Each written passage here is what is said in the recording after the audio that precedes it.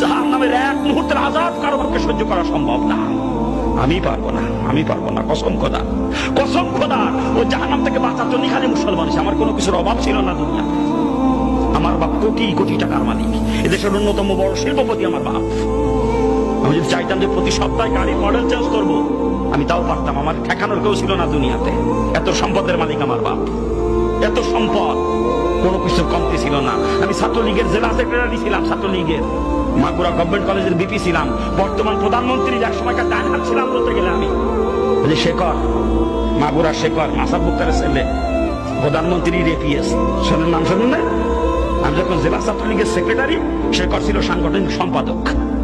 আজকে শেখর ওই পর্যায়ে গেছে, তাহলে আমি কোন জায়গায় যেতাম? কোনো কিছুর অভাব ছিল না আমার বাজান দুনিয়াতে, কোনো কিছুর অভাব ছিল না। কত দাপটওয়ালা মানুষ ছিলাম, কত দাপট ছিল, কিন্তু